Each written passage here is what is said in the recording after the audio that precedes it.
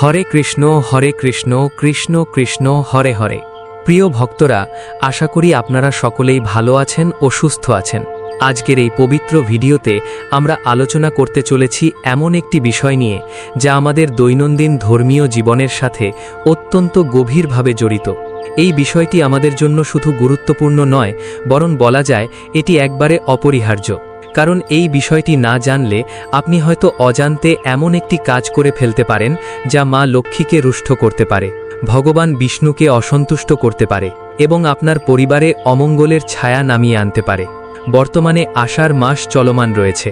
এই আষাঢ় মাস হিন্দু সনাতন ধর্মের দৃষ্টিকোণ থেকে অত্যন্ত পবিত্র এবং তাৎপর্যপূর্ণ একটি মাস। এই মাসে বেশ কিছু বিশেষ নিয়মকানুন মেনে চলা প্রয়োজন, বিশেষ করে তুলসী গাছ সংক্রান্ত নিয়মগুলো। আজকের এই ভিডিওতে আমরা বিস্তারিতভাবে আলোচনা করব আষাঢ় মাসের কোন বিশেষ দিনে তুলসী গাছে জল অর্পণ করা একেবারেই উচিত নয়। এই বিশেষ দিনগুলিতে যদি আপনি তুলসী গাছে জল দেন, তাহলে পরিবারে অমঙ্গল সর্বদা লেগেই থাকবে, সংসারে শ্রীবৃদ্ধি হবে না এবং মা লক্ষ্মীর আশীর্বাদ থেকে আপনি বঞ্চিত হবেন। তাই আজকের ভিডিওটি খুবই গুরুত্বপূর্ণ হতে চলেছে। আমার সকল ভক্তদের কাছে হাত জোড় করে অনুরোধ, ভিডিওটি সম্পূর্ণ দেখবেন, মাঝপথে ছেড়ে যাবেন না। যদি ভিডিওটি মাঝপথে ছেড়ে চলে যান, তাহলে এর পূর্ণ ফল লাভ করতে পারবেন না।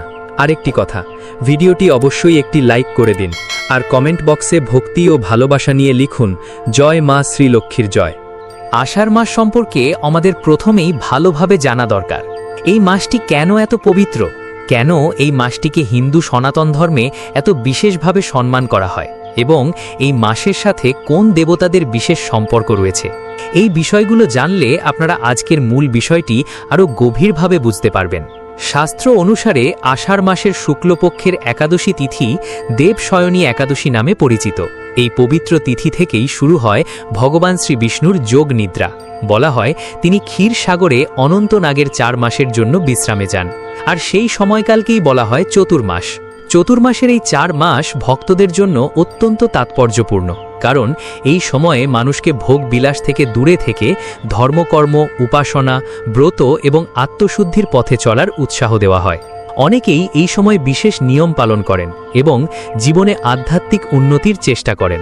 তবে এই পবিত্র সময়ে এমন কিছু ধর্মীয় নিয়ম রয়েছে যেগুলি না জানার কারণে অনেক মানুষ অজান্তেই ভুল করে বসেন। বিশেষ করে তুলসী পূজার ক্ষেত্রে কিছু বিষয় সম্পর্কে সচেতন থাকা অত্যন্ত জরুরি।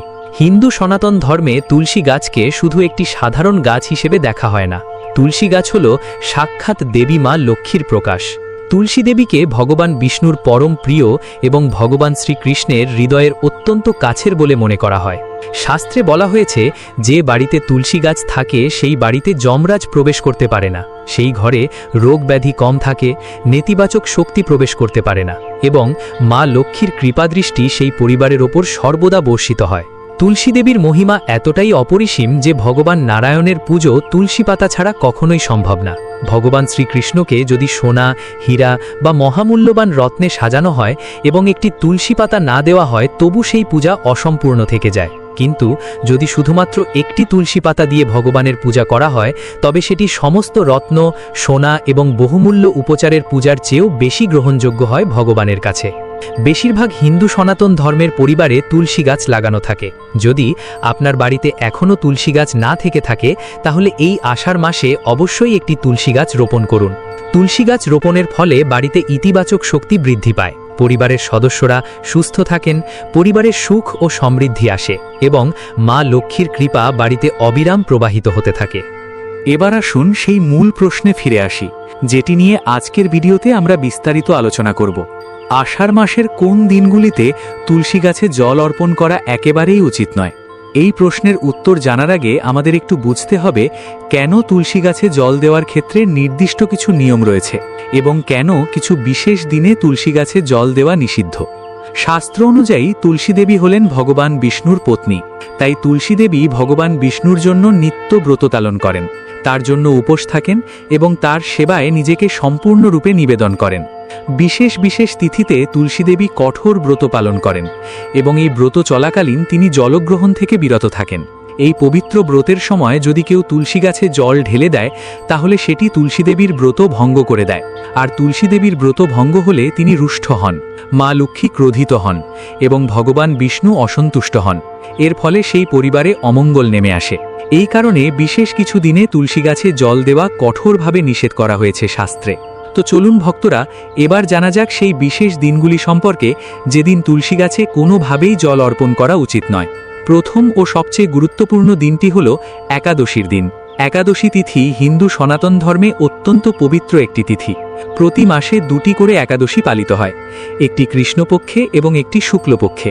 এই পবিত্র একাদশী তিথিতে মাতা তুলসী দেবী ভগবান বিষ্ণুর জন্য নির্জলা ব্রত পালন করেন, অর্থাৎ এই দিনে তুলসী দেবী কোনোভাবেই জল গ্রহণ করেন না। তাই এই দিনে তুলসী গাছে জল দেওয়া সম্পূর্ণ নিষেধ। এই দিনে যদি তুলসী গাছে জল দেওয়া হয় তাহলে তুলসী দেবীর ব্রত নষ্ট হয়ে যায় এবং তিনি ক্রুদ্ধ হন, মা লক্ষ্মী অপ্রসন্ন হন এবং পরিবারে অমঙ্গলের আশঙ্কা তৈরি হয়। দ্বিতীয় দিনটি হল আষাঢ় মাসের কৃষ্ণপক্ষের একাদশী তিথি, যেটিকে যোগিনী একাদশী বলা হয়। এই একাদশীর মহিমা এতটাই বিশাল যে এটিকে সমস্ত একাদশীর মধ্যে সর্বশ্রেষ্ঠ বলে গণ্য করা হয়। এই মহান যোগিনী একাদশীর দিনেও মাতা তুলসী দেবী ভগবান বিষ্ণুর জন্য নির্জলা ব্রত পালন করেন, তাই এই দিনে তুলসী গাছে জল দেওয়া সম্পূর্ণ নিষেধ। এই দিনে তুলসী গাছে জল দেওয়া বা তুলসী পাতা ছেঁড়া দুটোই অশুভ এবং শাস্ত্র নিষিদ্ধ। মনে রাখবেন, এই 2টি একাদশী তিথিতে শুধু যে তুলসী গাছে জল দেওয়া যাবে না তা নয়, এই 2টি দিনে তুলসী গাছ থেকে পাতা ছেঁড়াও উচিত নয়। যদি অজান্তে বা ভুলবশত এই কাজ করে ফেলেন তাহলে ভগবান বিষ্ণু এবং মা লক্ষ্মী উভয়ই অসন্তুষ্ট হতে পারেন। তাই একাদশীর দিনগুলোতে তুলসী গাছের কাছ থেকে দূরে প্রণাম করুন এবং তুলসী দেবীর ব্রতকে সম্মান করুন। তৃতীয় দিনটি হল রবিবার। হ্যাঁ, আষাঢ় মাসে কোনো রবিবারেই তুলসী গাছে জল দেওয়া উচিত নয়। রবিবার হল সূর্যদেবের দিন। বাস্তুশাস্ত্র এবং হিন্দু ধর্মীয় বিধান অনুযায়ী রবিবারে তুলসী গাছে জল দেওয়া নিষিদ্ধ। এর পেছনে একটি গভীর কারণ রয়েছে। সূর্যদেব হলেন তেজ ও শক্তির দেবতা। রবিবারে সূর্যের তেজ সবচেয়ে প্রখর থাকে এবং এই দিনটি সূর্যদেবের আরাধনার জন্য বিশেষভাবে উৎসর্গকৃত। তাই এই দিনে তুলসী গাছে জল দেওয়া হলে তা অশুভ বলে মনে করা হয়। শুধু জল দেওয়াই নয়, রবিবারে তুলসী গাছ স্পর্শ করা, তুলসী পাতা ছেঁড়া সবকিছুই নিষেধ। আষাঢ় মাসে বিশেষত রবিবারের এই নিয়মটি আরও কঠোরভাবে মেনে চলা উচিত, কারণ এই মাসে রৌদ্রের তেজ এবং সূর্যের প্রভাব অনেক বেশি থাকে। তাই এই দিনে ভুলেও তুলসী গাছে জল দেবেন না। রবিবারে তুলসী দেবীকে সম্মান করুন। তৃতীয় দিনটি হল সূর্যগ্রহণ এবং চন্দ্রগ্রহণের দিন।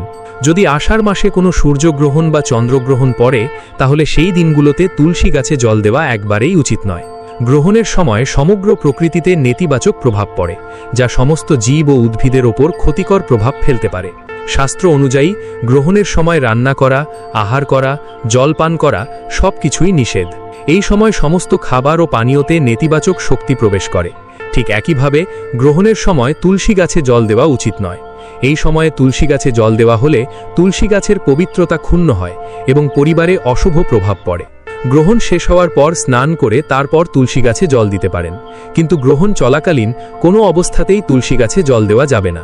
তো এই হলো সেই 4টি বিশেষ দিন যে দিনগুলোতে আষাঢ় মাসে ভুল করেও তুলসী গাছে জল দেওয়া উচিত নয়। অনেকে দেখা যায় দিনের যে কোনো সময় তুলসী গাছে জল ঢেলে দেন। কেউ রাতে ঘুমাতে যাওয়ার আগে জল দেন, কেউ বিকেলে দেন। এটি করা সঠিক নয়। শাস্ত্র অনুযায়ী তুলসী গাছে জল দেওয়ার সর্বোত্তম সময় হল সকালে সূর্যোদয়ের সময়। এই সময়টিকে তুলসী গাছে জল নিবেদন করার শ্রেষ্ঠ সময় বলে মনে করা হয়।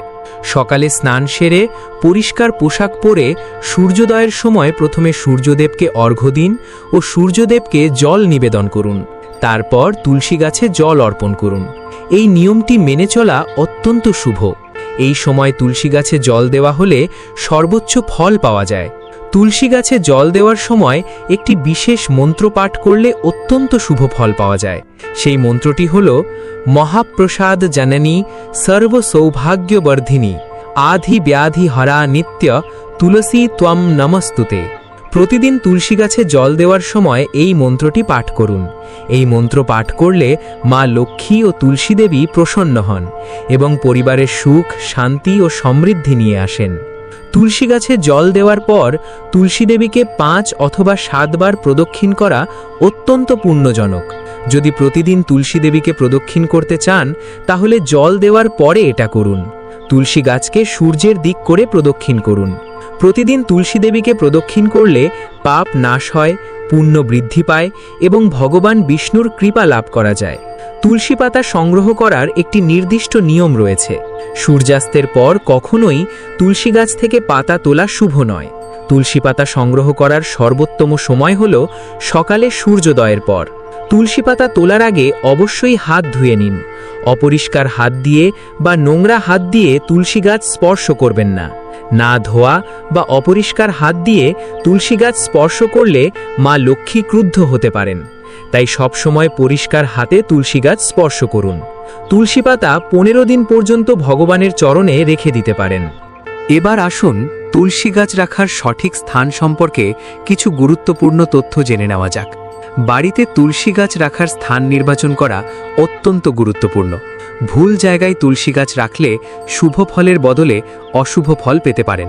শাস্ত্র এবং বাস্তুশাস্ত্র অনুযায়ী তুলসী গাছ বাড়ির উত্তর দিকে বা উত্তর পূর্ব দিকে রাখা সবচেয়ে শুভ, কারণ এই দিকটিকে দেবতাদের বাসস্থান হিসাবে গণ্য করা হয়। উত্তর পূর্ব দিক হল ঈশান কোণ, যেটি অত্যন্ত পবিত্র, এবং এই দিকে তুলসী গাছ রাখলে পরিবারের সুখ, শান্তি ও সমৃদ্ধি বৃদ্ধি পায়। দক্ষিণ পূর্ব দিকে কখনো তুলসী গাছ লাগানো উচিত নয়। এই দিকটি অগ্নিকোণ হিসেবে পরিচিত এবং এই দিকে তুলসী গাছ রাখলে পরিবারে বিভিন্ন ধরনের সমস্যা এবং অশান্তি দেখা দিতে পারে। রান্নাঘরের কাছাকাছি কোথাও তুলসী গাছ রাখা উচিত নয়, কারণ রান্নাঘরে আগুন জ্বলে এবং তেল মশলার গন্ধ থাকে, যা তুলসী গাছের পবিত্রতার সাথে সামঞ্জস্যপূর্ণ নয়। স্নানঘরের কাছেও তুলসী গাছ রাখা উচিত নয়। তুলসী গাছ সর্বদা পরিষ্কার পরিচ্ছন্ন জায়গায় রাখা উচিত। তুলসী গাছের আশেপাশে ময়লা, আবর্জনা বা নোংরা কোনো কিছু রাখা উচিত নয়। তুলসী গাছ যে স্থানে রাখা হবে সেই স্থানটি প্রতিদিন পরিষ্কার করুন। তুলসী তলায় প্রতিদিন ঝাড় দিন এবং পরিষ্কার রাখুন। শুকনো তুলসী গাছ কখনোই বাড়িতে রাখা উচিত নয়। যদি তুলসী গাছ শুকিয়ে যায় তাহলে সেই গাছটিকে নদীতে বা পবিত্র জলাশয়ে বিসর্জন দিন এবং নতুন একটি তুলসী গাছ লাগান। শুকনো তুলসী গাছ দুর্ভাগ্য বয়ে আনে বলে শাস্ত্রে উল্লেখ। সন্ধ্যা হওয়ার সাথে সাথে তুলসী তলায় একটি প্রদীপ জ্বালিয়ে দিন। অন্ধকারে তুলসী গাছ রাখা উচিত নয়। সন্ধ্যায় প্রদীপ না জ্বালালে তুলসী তলায় অন্ধকার জমে এবং এই অন্ধকার অমঙ্গল ও নেতিবাচক শক্তিকে আকর্ষণ করতে পারে। তাই প্রতিদিন সন্ধ্যায় অবশ্যই তুলসী তলায় একটি প্রদীপ জ্বালান। প্রিয় ভক্তরা, ভিডিওটি দেখে যদি ভালো লাগে এবং উপকৃত হয়ে থাকেন তাহলে অবশ্যই একটি লাইক করবেন এবং আমাদের চ্যানেলটি সাবস্ক্রাইব করে পাশে থাকা বেল বাটনটি অন করে রাখবেন। এতে আমরা নতুন ভিডিও বানানোর জন্য অনুপ্রেরণা পাই। আমার সকল ভক্তদের ওপর ভগবানের কৃপা বর্ষিত হোক। ধন্যবাদ।